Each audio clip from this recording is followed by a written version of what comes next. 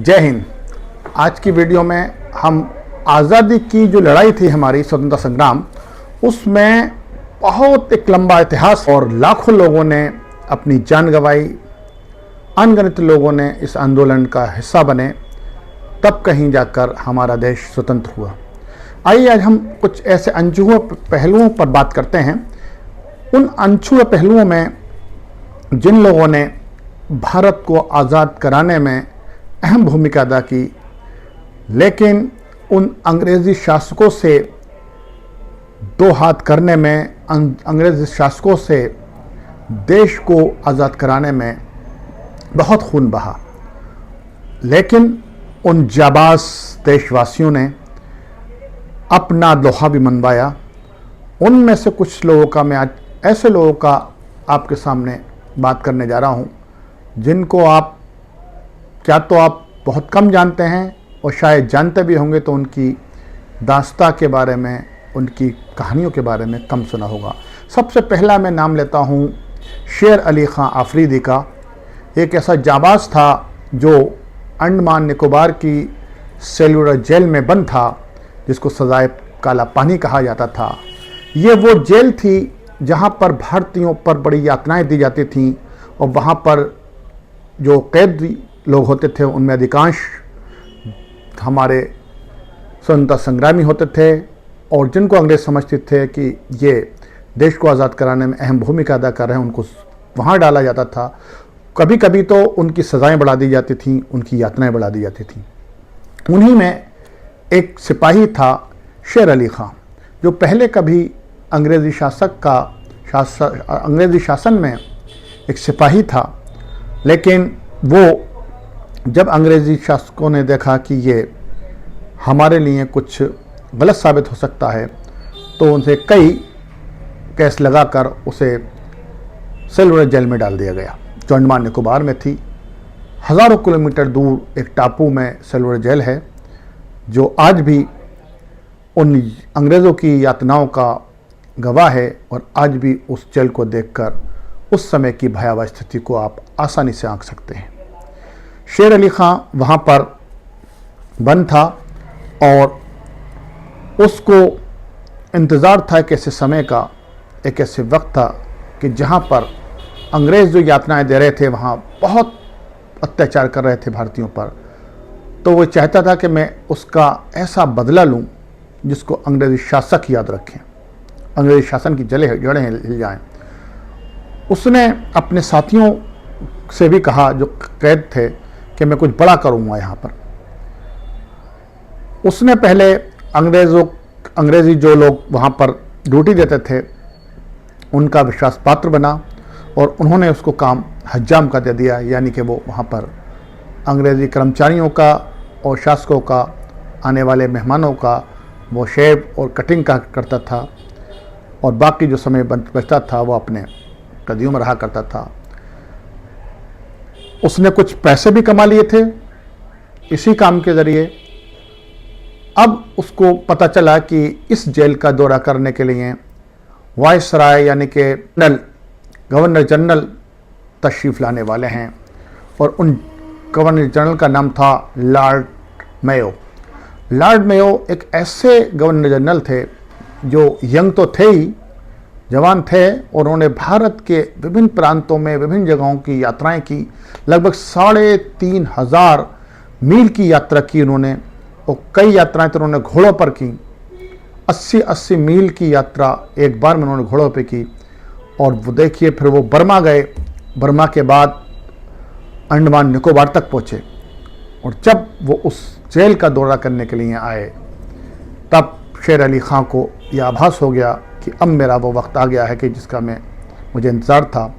उसने अपने कमाई का जो पैसा था वो खाने में सब लोगों की दावत करके खर्च किया, और अपने साथी से कहा कि मैं कुछ बड़ा करने जा रहा हूँ, लेकिन बताया किसी को कुछ नहीं। उसके पास एक उस्तरा था, और किसी तरह उसने एक चाकू भी हासिल कर लिया था, और वो मौके की तलाश में था। जब लॉर्ड मेयो ने पूरी तरह से जेल का मुआयना किया, वहाँ की समस्याएं देखी, और वहाँ का पूरा मुआयना करने के बाद में शाम के समय जब उसके जाने का वक्त आ रहा था, उनका पानी का जहाज़ लगा हुआ था, तो एक टापू से दूसरी टापू पर छोटी एक बोट से गए। उन्होंने कहा जाते जाते हम सूर्य अस्त का समय देखते हैं, यहाँ सनसेट का बड़ा अच्छा यहाँ पर सीन हो रहा है, उसको भी लाओ, उसका भी लुत्फ़ उठाया जाए। वो एक चोटी पे गए, पीछे पीछे शेर अली ख़ां भी लग लिया। अब उसके साथ लॉर्ड मेयो के साथ पूरी बटालियन थी, 10-20 इधर 10-20 उधर, और वहाँ के जेलर भी थे। लॉर्ड मेयो ने उस नज़ारे को देखा और बड़ी तारीफ़ की, क्या जगह है, सनसेट कितना प्यारा है। और जब संध्या हो गई तो उसने वापस होकर उन्हें वापस आना था अपने जहाज़ पर। इसी बीच उसने मौका देखकर जैसे देखा कि उनके अंगरक्षक उनको बोट पर ले जाने के लिए थोड़े आगे बढ़े, बोट को तैयार करने के लिए, उसने झाड़ियों में से निकलकर फौरन लॉर्ड मेयो यानी गवर्नर जनरल, जो पूरे भारत में ईस्ट इंडिया कंपनी और पूरे ब्रिटिश शासन का एक हेड होता है, उस पर ऐसा वार किया, एक वार किया फिर दूसरा वार किया बिजली की तरह, और वहीं पर लॉर्ड मेयो ढेर हो गए। लेकिन गिरते गिरते उन्होंने कहा कि मुझे कुछ नहीं हुआ है, लेकिन वो इतने तेज उसकी पीठ पर और गले पर वार कर चुका था कि वो दोबारा संभलने की कोशिश करते करते नहीं उठ पाए और वहीं पर ढेर हो गए। सब अधिकारियों के हाथ पैर फूल गए और जनरल लॉर्ड को किसी तरह उनके उसी जहाज़ पर लाया गया जहाँ से वो यात्रा कर रहे थे, उसमें आए थे, और उसी में ही शेर अली ख़ां को भी पकड़ लिया गया, उसको भी वहाँ ले जाया गया।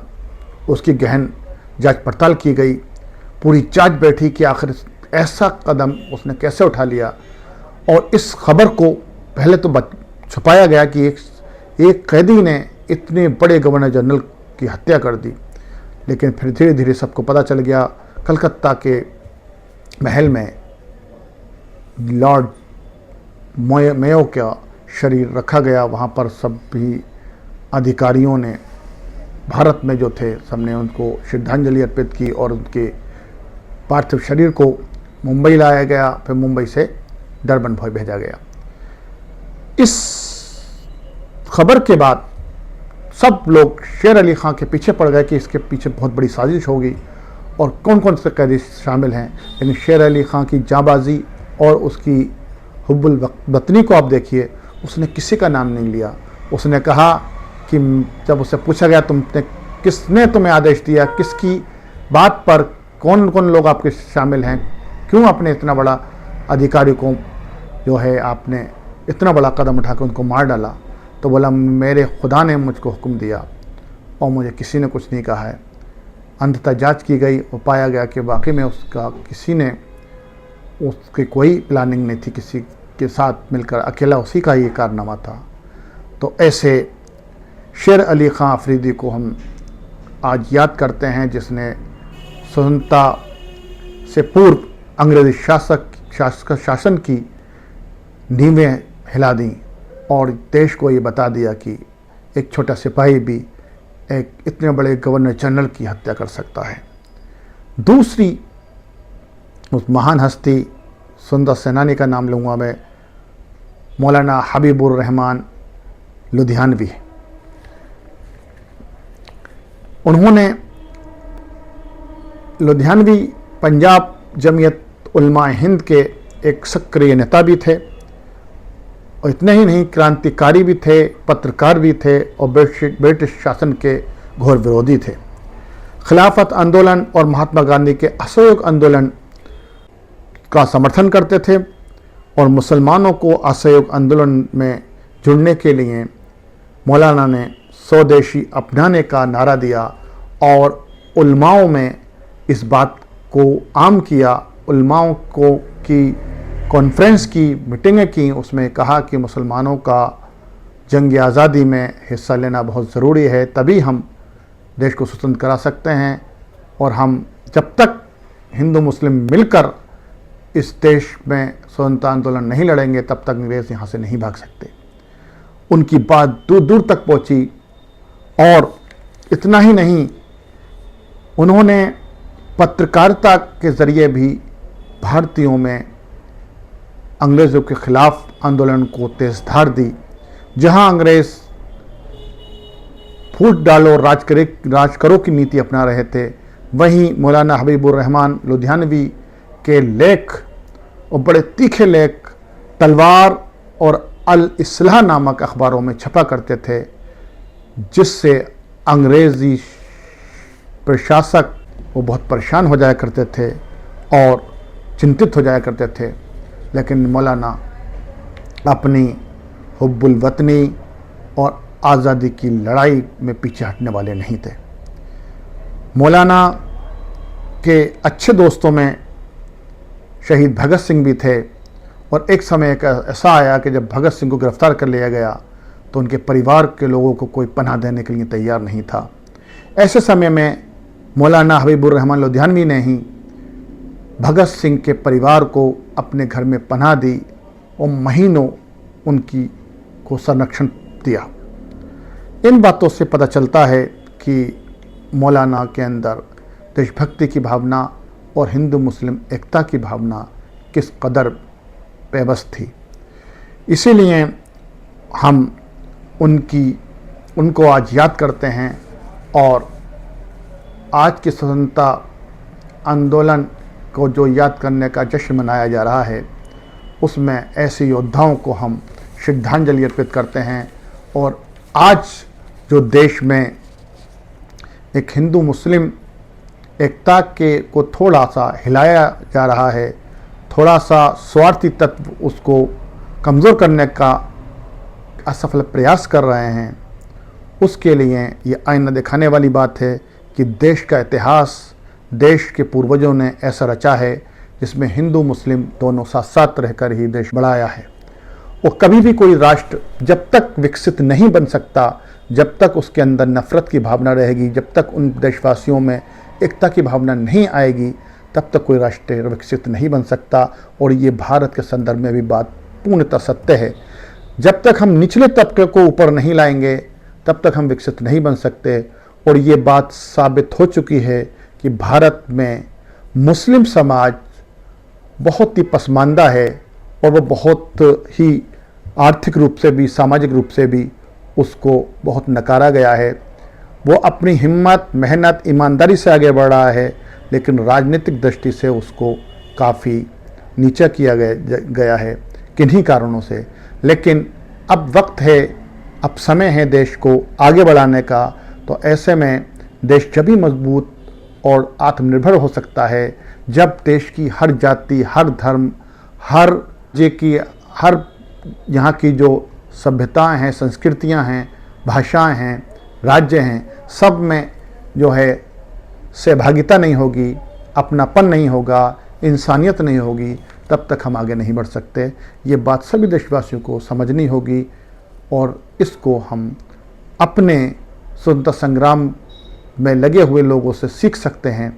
एक उदाहरण बहुत ज़बरदस्त है, वो है राम प्रसाद बिस्मिल, पंडित राम प्रसाद बिस्मिल और अशफाक उल्लाह खां का। ये दो ऐसे मित्र थे जो उत्तर प्रदेश के शाहजहांपुर के निवासी थे और दोनों ने ये प्रण किया कि हमें देश को स्वतंत्र कराने के लिए आगे आना होगा। और दोनों की मित्रता इतनी घनिष्ठ थी कि उनकी मित्रता की लोग मिसाल दिया करते थे।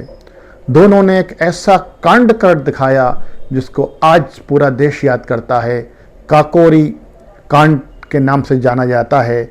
लखनऊ के पास काकोरी रेलवे स्टेशन पर अंग्रेज़ों के द्वारा लाए हुए जो हथियारों की गाड़ी थी, उसको उन्होंने न केवल रोका बल्कि उसको पूरा लूटा। उसमें उनके साथ शहीद रोशन जी थे और बहुत सारे उन्होंने अपने नौजवानों को साथ लिया और इन दोनों ने उस पूरे कांड को लीड किया और ये बड़ा कारनामा कर दिखाया हथियार लूटने का। इस ख़जाने को लूटने का भी अंग्रेज़ी हुकूमत पर बड़ा बुरा असर पड़ा और अंग्रेज़ी शासन जो है हिलकर जा पड़ा। ये दोनों मित्र, एक की देखिए, जब हम बात करते हैं राम प्रसाद बिस्मिल, तो इनका जन्म 11 जून 1897 में हुआ था और उल्लाह खान हैं उनका जन्म 22 अक्टूबर 1900 को हुआ था। दोनों का शाहजहाँपुर में जन्म हुआ था और दोनों की मृत्यु का दिन एक ही रखा गया क्योंकि दोनों को उस हत्याकांड में काकोरी हत्याकांड में सबसे बड़ा मुजरिम करार दिया गया और दोनों से पूछा गया कि आपने ये कांड क्यों किया।